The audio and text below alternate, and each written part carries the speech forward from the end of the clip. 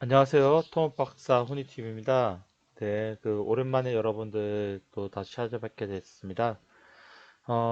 오늘은 제 유튜브 채널의 취지에 맞게끔 오늘은 이제 조금 어렵지만 이제 기술 문제를 한번 다뤄보려고 하는데요. 다름 아니라 우리가 일상생활에서도 이제 느낄 수도 있고, 그다음 실제 이제 내용이 이제 보고되기도 했던 그런 이제 진동 문제에 대해서 한번 이야기해 볼 건데요. 진동 중에서 이제 공진이라는 거에 대해서 이제 한번 이야기를 해보려고 하는데요. 여러분들이 한번 공진에 대해서 이제 내용을 이제 들어본 적이 있으신 분도 계실 거고, 그 다음에 이제 실질적으로, 그 다음에 뭐 현업에서 이제 그런 부분이 다루시고 계신 분도 계실 건데, 근데 이제 저도 이제 진동 문제를 이제 이야기하고, 그 다음에 이제 뭐 구조 검토도 하고 하지만, 이게 사실 이제 막상 이제 만나서 이제 많은 사람들의 이야기 나누고 하다 보면 실질적으로 그 현상이 뭔지 이렇게 이해 못하고 그냥 그 공식대로 그 다음에 이제 프로그램 나온 이렇게 결과대로 받아들이는 그런 경향이 좀 있는 것 같더라고요. 그래서 이제 가장 기본적인 과연 그런 개념이 뭔지 그런 부분에 대해서 물리적으로 그다음에 이제 감각적으로 현상적으로 그렇게 좀 이해해보는 좀 그런 시간을 가져보려고 합니다. 그래서 이제 뭐 복잡한 수식을 좀 언급하고 그다음에 뭐 더하기 빼기를 많이 들어간 것보다는 그런 이제 물리적인 이제 현상을 우리가 그냥 그림을 통해서 보고 아 이런 현상을 이야기하는 거구나 라는 좀 그런 이해를 한번 가져보는 시간을 갖도록 하겠습니다. 네, 그래서 아주 그냥 초급 내용이라 그렇게 보시고 좀 편안하게 이렇게 들어주시면 좋을 것 같습니다. 네, 보시는 그림이 이제 테크노마트인데요. 이제 서울 이제 광진구에 있는 이제 테크노마트인데 2011년에 이제 큰 이제 난리가 한번 났었어요. 그 내용이 뭐냐면 이 건물이 한번 이제 떨렸어요. 떨리고 안에 있는 이제 마감재가 천장재가 떨어지기도 하고 해서 뭐 이렇게 소방차도 오고 이제 한번 난리가 난 적이 있었는데요. 예, 근데 결론적으로는 이제 나중에 이제 안전점검하고 나서 이상 없음 이래서 이제 정상 영업을 하고 2024년 현재까지도 이제 안전하게 잘 있는 걸로 봐서 실질적으로 이제 건물 자체의 구조 성능에 대해서는 이상이 없다라고 이제 이렇게 판단을 할 수가 있습니다. 네, 그리고 나서 이제 여러 가지 원인에 대해 분석을 이제 있었는데요. 실질적으로 건물 11층에 보면 이제 스피드 센터가 있고 여기서 이제 23명이 1초에 약 한 2007번에 대해 속도로 그런 사이클링으로 바위 구르는 구르는 이게 태브 동작이 있었대요. 그러다 보니까 이제 또 이 건물의 테크노마트 상층부에 수직 방향 고유 진동수가 이제 2.7Hz가 됐는가 봐요. 그래서 이제 건물 전체가 이제 서로 이제 진동하는 그런 현상이 일어났는데, 즉, 우리가 말하는 이제 고유 진동수라는 건 뭐냐면, 건물이든 구조물이든 저기, 강성과 그 다음에 이제 질량, 매스를 갖고 있는 구조물은 구조물 자체가 이렇게 이제 진동하는 특성이 있어요. 이제 그게 이제 그 구조물의 이제 고유 특성이라고 우리가 볼 수 있는데요.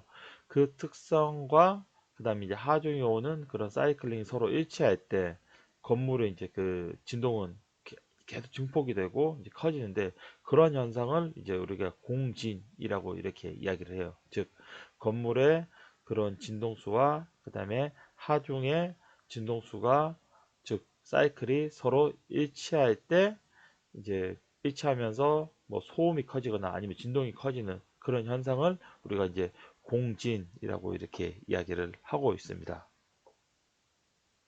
네. 그래서 이 부분에 대해서 좀 이야기 쉽게 이제 이해하려고 하면 이렇게 트램블린 이걸 이제 우리가 보면 쉽게 이야기할 수가 있는데요.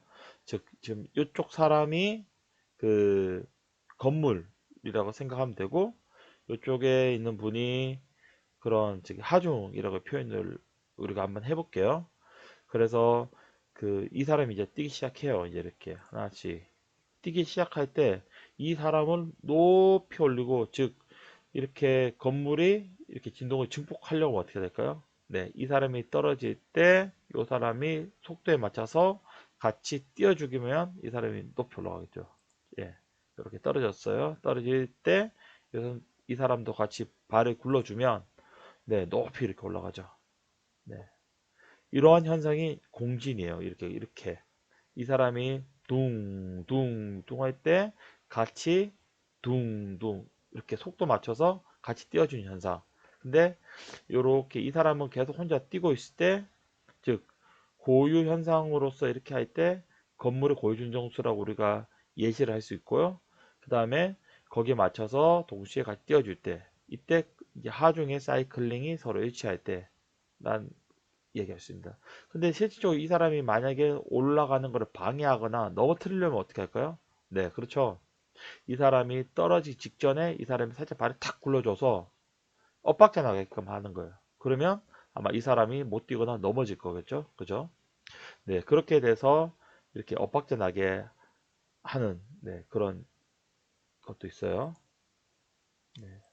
실질적으로 이제 그 여러분들 한번 채널 A나 이렇게 유튜브에 한번 찾아보면 이런 부분 이제 쉽게 찾을 수가 있는데요. 즉 이제 공기는 오히려 이런 부분을 통해서 우리가 이해할 수 있을 것 같아요. 네. 또 재밌는 영상도 이제 있죠.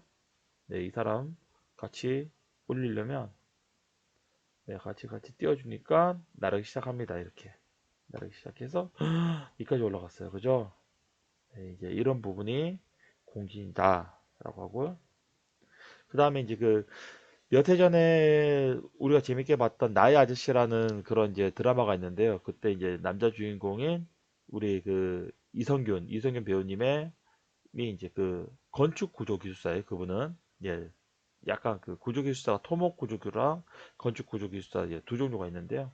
즉 건물에 대해서 이제 하시는 분들이 이제 건축 구조 기술사인데 이분이 이렇게 이제 그 상부 진급을 하려고 이렇게 면접을 보는 네, 그런 장면이 이제 있는데 이때 이제 진동 이야기가 나와요. 그래서 그런 제가 금방 말씀드렸던 그런 내용을 한번 생각해 보면서 이 저기 영상을 보면 이해가 아마 가실 거예요. 물론 이제 이렇게 이성균 배우님이 이제 대답하는 과정에서 뭐 시공 과정에서 여러 가지 세계병이 음으로 인해 가지고 고유준 점수가 변했고 그래서 공gin이 발생했다라고 이제 질문으로 답변을 하는데 그 부분은 좀 그렇게 실무적인 입장에서는 말이 안 되는 이야기긴 한데 그래도 이제 그 이 드라마인 그런 내용인 거를 우리가 이제 고려를 할 때 굉장히 좀 고증이 잘 되는 내용인 것 같습니다. 네, 그래서 앞서 말씀드린 이제 이제 이거를 이제 고유준 점수랑 그런 부분 이제 수식으로 나타내면 이제 다음 그림과 같이 이렇게 이제 K는 이제 강성, 그다음에 M은 질량이거든요.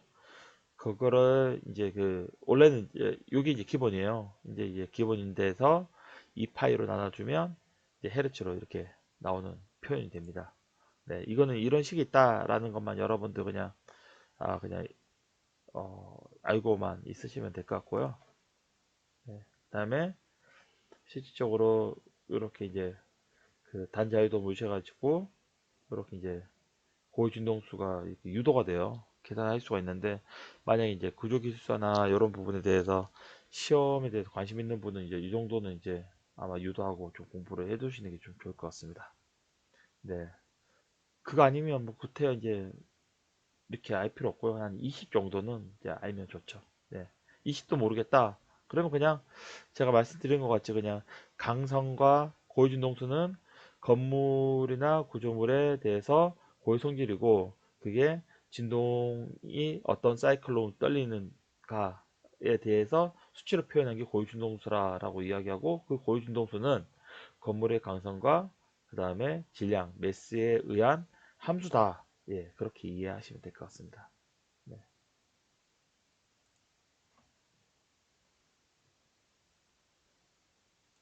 네,